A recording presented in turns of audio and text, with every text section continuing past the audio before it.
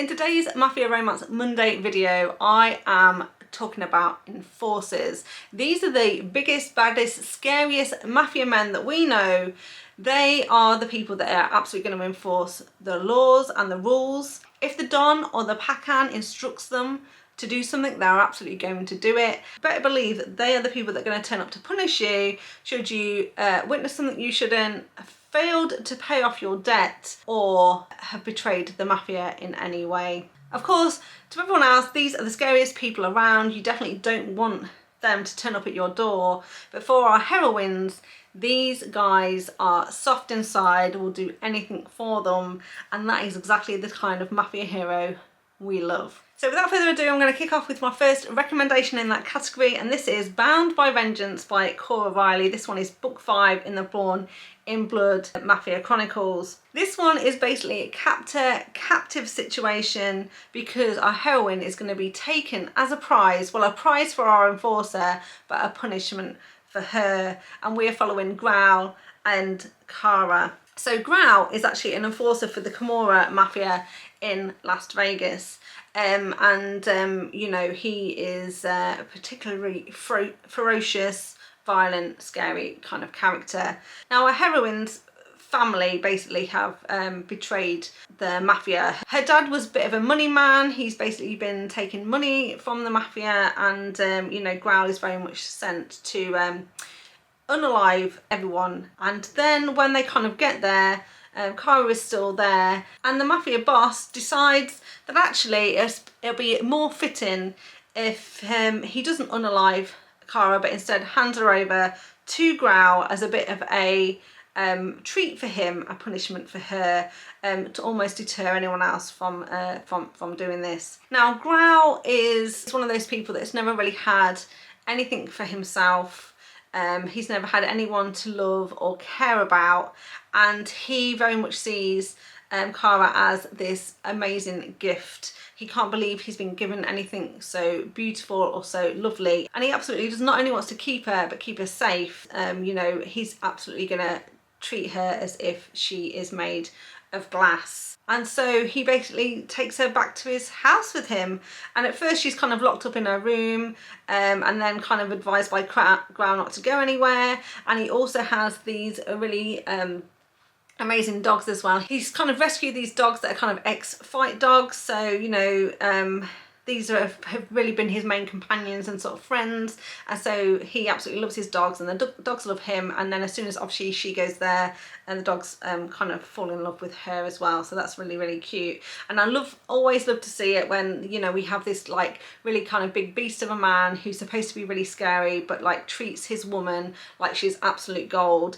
And you know, at first he's just going to take his prize and kind of do what he wants, and then he starts to realise that he really wants her to like him, and cannot believe that she would ever like him, but of course she does. And it's really amazing to see how their relationship progresses, so really recommend that one. Next up then we have Grieved, Lost by Adelaide Forest. This is book 3 in the Volante Crime Syndicate. This is also another kind of captive situation. Our hero is definitely a stalker. These two end up in close proximity together, and he is very much kind of an alpha hero. We are following Calla and Riker. So Riker is our enforcer for an Italian mafia, the Volante Crime Syndicate in fact, and he is this big tattooed kind of hero. He's absolutely alpha male and totally obsessed with our heroine, because our heroine Calla, basically she is the widow of a police officer, and she's been left as a single mum with 2 children. The thing is, her husband was actually a dirty cop. He was being paid off by the mafia to help them with things, and Riker was kind of the person, kind of one who vetted him in the first place. You know, should we trust this cop within this family, but also kind of has been keeping an eye on him. And when he does this vetting process, basically he sees Calla and the kids and falls in love with her and them as well, and it's essentially been stalking her ever since and basically biding his time because he knows it's not going to be too long until the husband does something that's going to get him into trouble, and that certainly happens. So when the husband gets killed in the line of duty and she becomes a widow, Riker knows that it's now his time to basically step in and take exactly what he wants. Now he gives her a year of grieving, so he gives her a year basically where he doesn't interfere, he kind of lets her get on with things, and then once the year is up he's like, right, grieving time is over, I'm coming for you, and he literally swoops in one day and basically takes her back to his house and pretty much forces her into a relationship with him. Now, of course, she's immediately horrified, but this guy is not going to take no for an answer. He's literally obsessed with her, and he's determined that she's going to fall in love with him and want to be with him.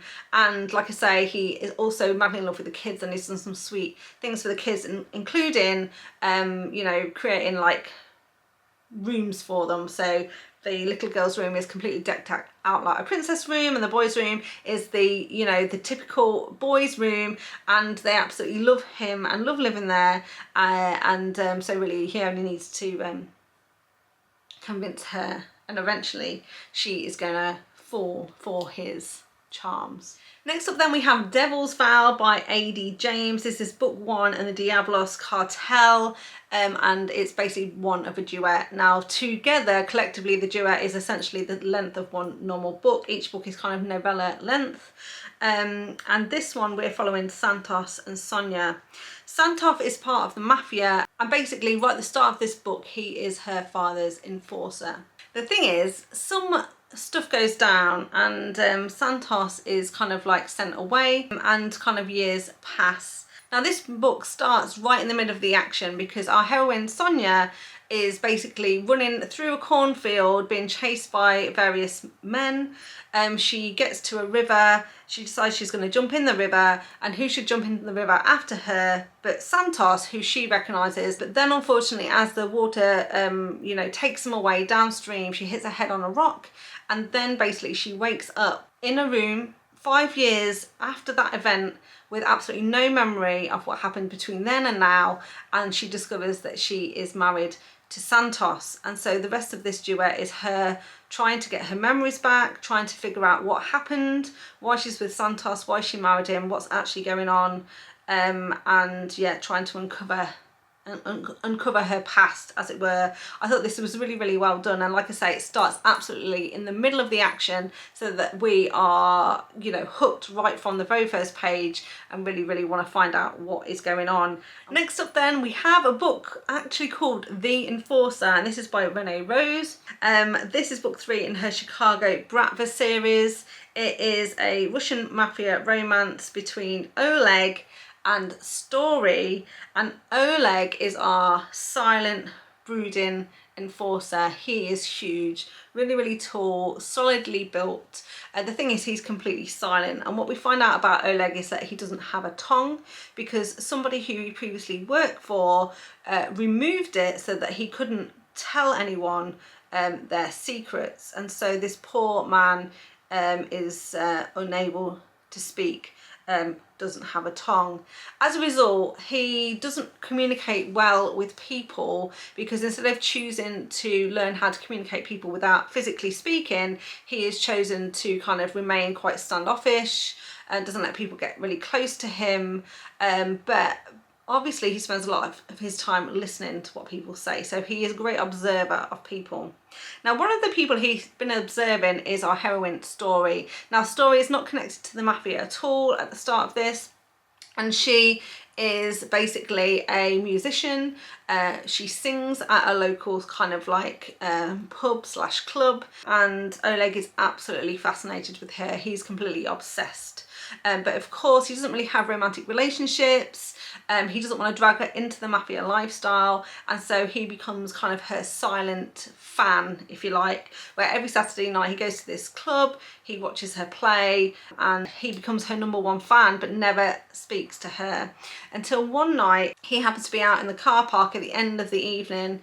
She doesn't have a ride home, and he kind of offers to drive her home.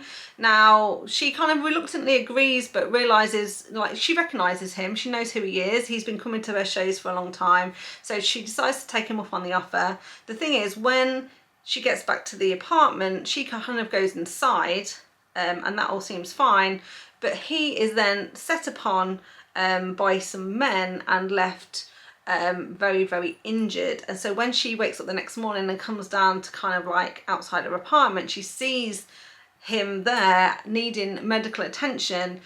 She manages to rouse him, and he basically begs her not to take him to the hospital. So instead she takes him back into her apartment with her, kind of nurses him back to health.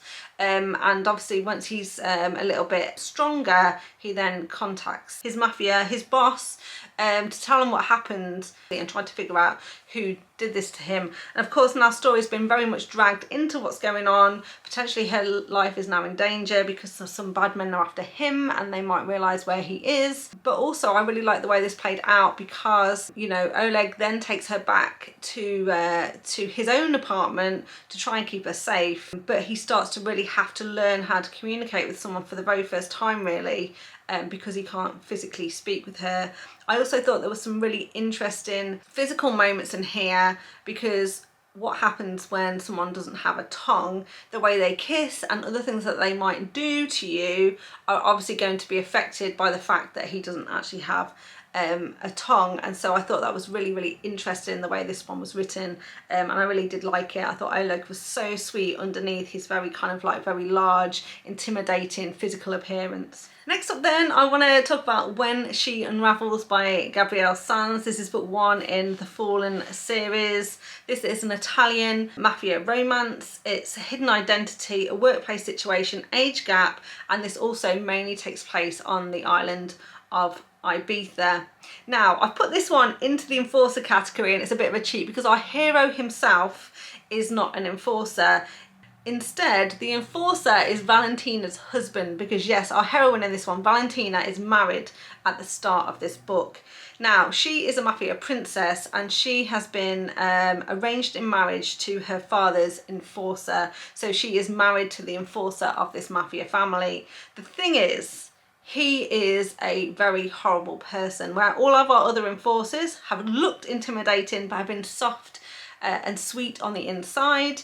This guy is a true psychopath, and he doesn't treat Valentina particularly well at all. After they get married, he kind of forces her to help him torture people in his basement, and this is obviously very psychologically distressing for her. But she's able to kind of compartmentalize this and kind of go along with it for the sake of the family, and just to keep kind of peace with this husband, because at this point she doesn't really see a way out. So she's just kind of, you know, been very much brought up to suffer along through this. However, there is going to be one straw that breaks the camel's back here, and that is when finally her husband wants her to torture an innocent young woman, and she is like, absolutely not, this woman has done nothing, she's completely innocent, I am not torturing a young innocent girl.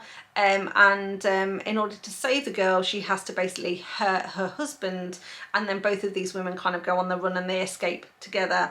After they get to the airport, they go their separate ways, and our heroine, Valentina, she flies off to Ibiza and then basically kind of assumes a hidden identity and, you know, has to start a job basically to make ends meet so that she's got money to support herself. And that's where she ends up with our hero in this one, Damiano, because she ends up going for a job in a nightclub to be a cleaner, and basically he is the person that owns this nightclub. Unbeknownst to her though, he is actually part of a mafia family, so she's stumbled from one mafia family straight into another, and it's not too long before he starts to realise that she's not 100% telling him the truth about who she is, and ultimately her past is going to come to catch up with her and make Damiano's life a little bit difficult as well, when these two mafia families end up having to clash a little bit. So I absolutely love this one, would highly recommend, and like I said, it is a bit of a cheat because it's the husband who's the enforcer and not our actual hero, who is in fact kind of head of his own mafia faction. Next up then, we've got Diamond in the Rough by Amelia Finn. This is book 2 in her Underbelly Enchanted series. This is a forbidden romance, another hidden identity. and we are following Mika and Tina. So Mika is the brother of Felix. Felix is head of the Mafia family. We saw him in book 1, and Mika is not only the enforcer for this Mafia family, he's also the deadliest enforcer in New York, so an extremely scary kind of character that many people are afraid of. And then we have our heroine in this one, Tina. Now, for all intents and purposes, Tina is not part of the Mafia world at all, and her and Mika have several meet cutes, and Mika is very taken with her and kind of wants to get to know her and wants to take her on dates and things.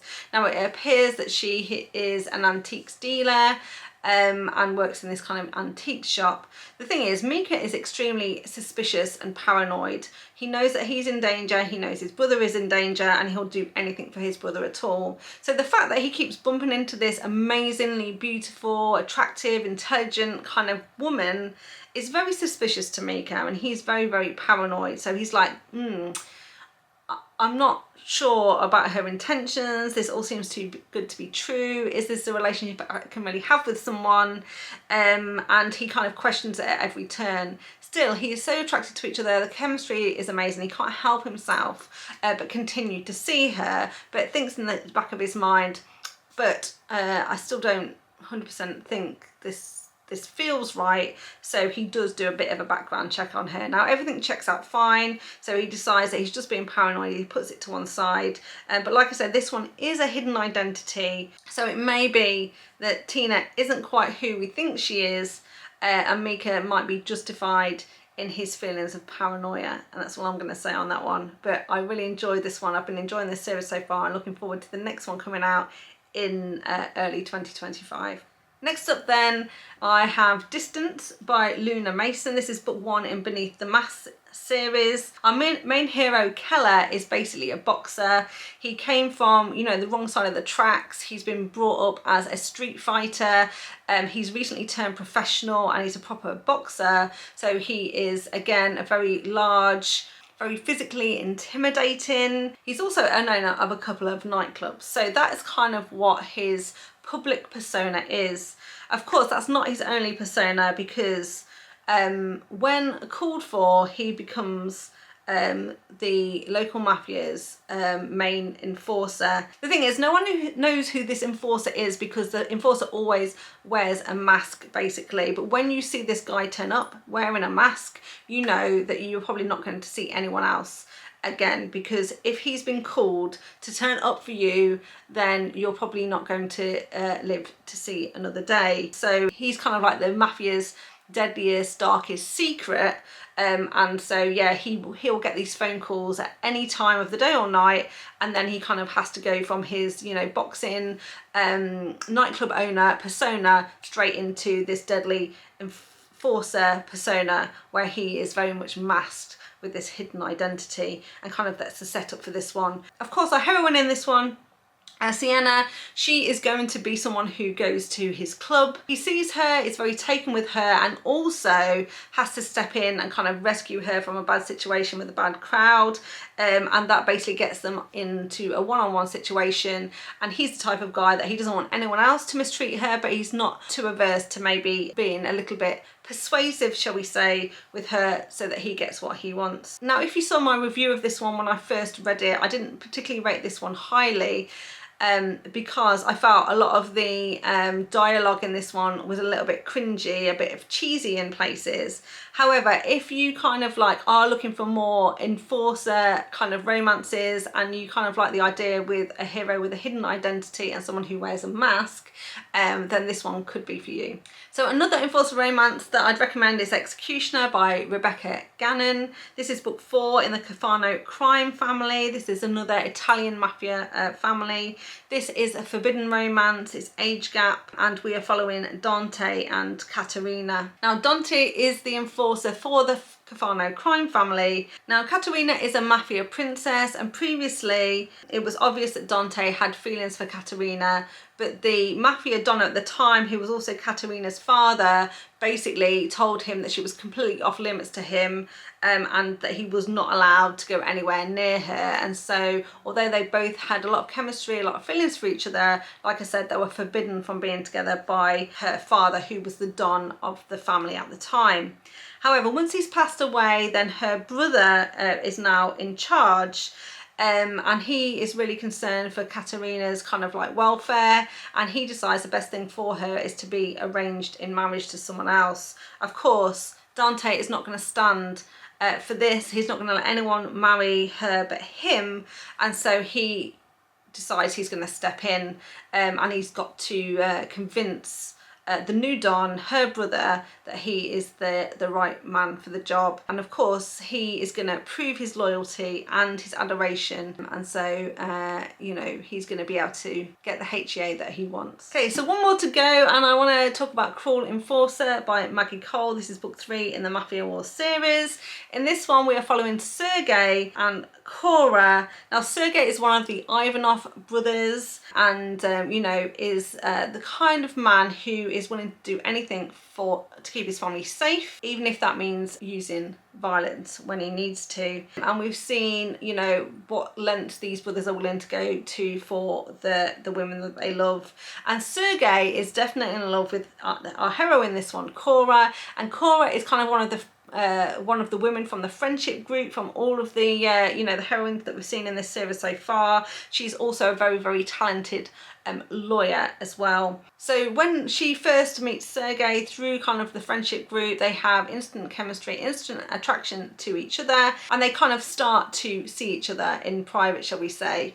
Sergei, he's a bit jaded at the start of this book. He's previously been in a relationship with a woman who's kind of messed him around. It's always been on her terms. She's been really giving him the runaround. Sergei has kind of had enough. Now, Sergei is very attracted to Cora, but he doesn't really want a repeat situation of the situation he's already been in with this other woman. Now, as soon as they're together, obviously they have amazing chemistry together.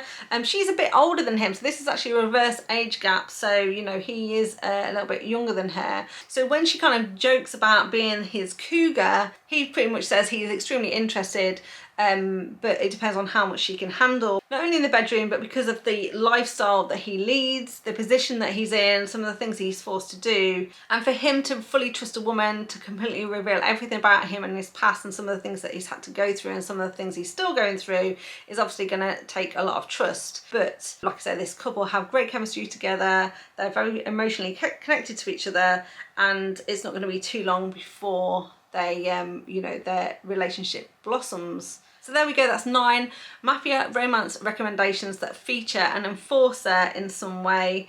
Now, if you've got a recommendation that also features an enforcer that I haven't mentioned here, please don't hesitate to share that in the comments box down below so that other people can pick up on that recommendation as well. Of course, if you like this, please give it a thumbs up. Remember to subscribe to the channel if you want to see more content from me. And all that's left to do is say thank you so much for watching, and I'll see you next time. Bye.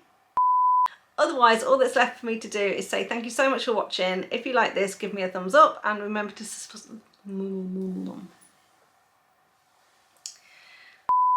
a very large, very physically so again, he's kind of very physically, so again, he's a very large sort of hero. He's very muscular, very physically